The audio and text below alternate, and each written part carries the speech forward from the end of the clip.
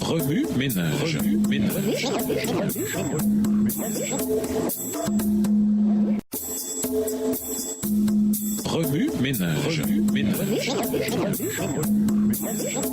Bienvenue à votre émission Remue ménage. Nous voilà à la leçon de dimanche. Des familles fortes. La première famille. Lisons Genèse 3, verset 1. Genèse 3, le verset 1. Le serpent était le plus rusé de tous les animaux des champs que l'Éternel Dieu avait fait. Il dit à la femme, Dieu a-t-il réellement dit, vous ne mangerez pas de tous les arbres du jardin? Imaginez l'homme parfait, beau, fort, brillant en matière de leadership, doux et aimant. Adam était tout cela et beaucoup plus encore. Dieu prit une côte de cet homme parfait et forma une femme. Elle était la prunelle des yeux d'Adam, os de ses os, chair de sa chair. Genèse 2, verset 23. Mais lorsqu'en Éden, le diable entra en scène sous un habile déguisement, le péché et le conflit entrèrent dans ce monde jusqu'alors parfait. Adam aimait Ève profondément. Il aurait dû aimer Dieu plus encore. Lorsqu'elle lui apporta le fruit à manger, il eut un choix à faire. Écouter sa femme, obéir à Dieu. Évidemment, le bon choix aurait été d'obéir à Dieu et de lui laisser les conséquences. Peu importe à quel point nos familles sont soudées, notre première allégeance devrait être à Dieu. Conflit dans les relations. Lisons Colossiens 3, les versets 18 à 21. Colossiens 3, les versets 18 à 21. Femmes, soyez soumises à vos maris comme il convient dans le Seigneur. Maris, aimez vos femmes et ne vous aigrissez pas contre elles. Enfants, obéissez en toutes choses à vos parents, car cela est agréable dans le Seigneur. Pères, n'irritez pas vos enfants de peur qu'ils ne se découragent. Lorsqu'Adam et Ève péchèrent, Dieu eut toutes les raisons d'être irrité contre eux. Ne les avait-il pas placés dans un cadre parfait où tous leurs besoins étaient comblés? Ne les avait-il pas avertis du stratagème du malin pour les faire chuter? Ils devaient donc agir l'un et l'autre de façon responsable et s'encourager à rester fidèles à Dieu. Nous pourrions donc logiquement supposer que leur décision de manger du fruit défendu mettrait en colère tout être raisonnable. Mais comment Dieu réagit-il? Il descendit dans le jardin d'Éden et chercha doucement ces traîtres. Après leur avoir posé des questions, il leur offrit une solution à la ruine qu'ils s'étaient eux-mêmes infligée. Il leur enverrait son Fils unique mourir pour l'humanité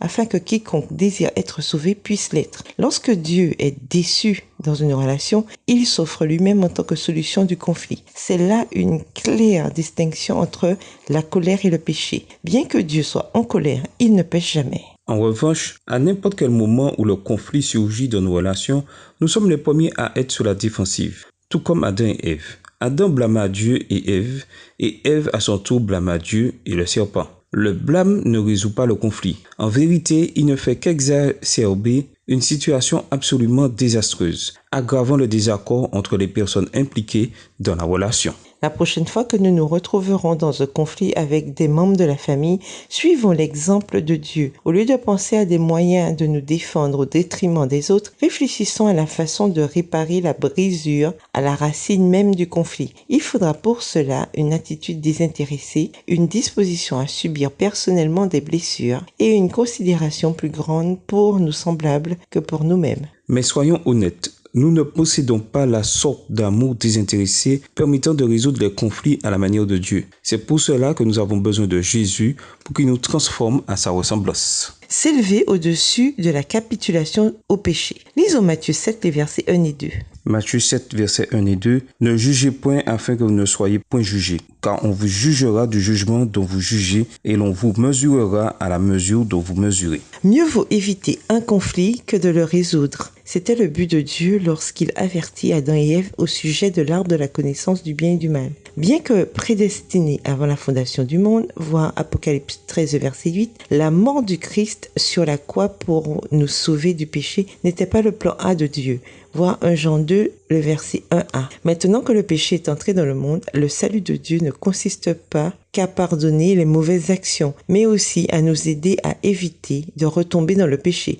Voir Jude, le verset 24. Que tout ce qui est agréable, ne jugez pas, efforcez-vous d'être en paix avec tout le monde. Philippiens 4, verset 8, Matthieu 7, verset 1 et 2, Hébreux 12, verset 14. Ce ne sont là que quelques conseils de Dieu utiles pour éviter le conflit. Si nous considérons nos propres fautes et voyons le côté lumineux de la situation, nous pourrons tirer profit du conflit et faire progresser la relation. vos armes dans le conflit. Lisons Éphésiens 6 et versets 10 à 18. Éphésiens 6, versets 10 à 18. Au reste, fortifiez-vous dans le Seigneur et par sa force toute puissante. Revêtez-vous de toutes les armes de Dieu, afin de pouvoir tenir ferme contre les ruses du diable. Car nous n'avons pas à lutter contre la chair et le sang, mais contre les dominations, contre les autorités, contre les princes de ce monde de ténèbres, contre les esprits méchants dans les lieux célestes. C'est pourquoi prenez toutes les armes de Dieu afin de pouvoir résister dans le mauvais jour et tenir ferme après avoir tout surmonté. Tenez donc ferme, ayez à vos reins la vérité pour ceinture et revêtez la cuirasse de la justice. Mettez pour chaussures à vos pieds le zèle que donne l'évangile de paix. Verset 16.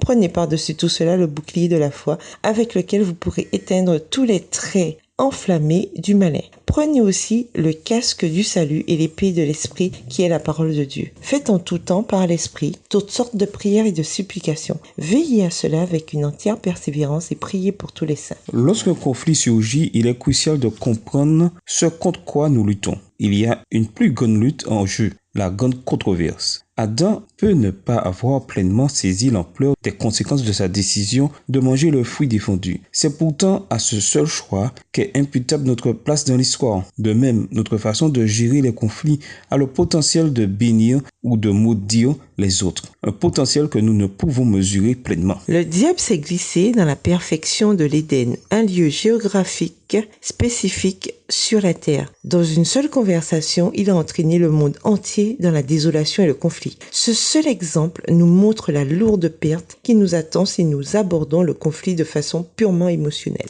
À la lumière du poids de nos choix, la Bible nous conseille de livrer nos batailles en nous revêtant des armes spirituelles. Éphésiens 6, verset 11. Nos épées ne sont pas des mots blessants, mais la parole de Dieu. Notre équipement de protection n'est pas le blâme, mais la cuirasse de la justice, le bouclier de la foi et le casque du salut. En outre, nous devons aborder chaque situation dans un esprit de prière, reconnaissant nos propres déficiences et la capacité de Dieu de résoudre n'importe quel schisme. Remue-ménage, à quoi l'égoïsme ressemble-t-il au cœur du conflit? Comment puis-je appliquer la prière pour être vainqueur en temps de conflit? Au revoir. Et à demain si Dieu veut. Remue ménage. Remue ménage.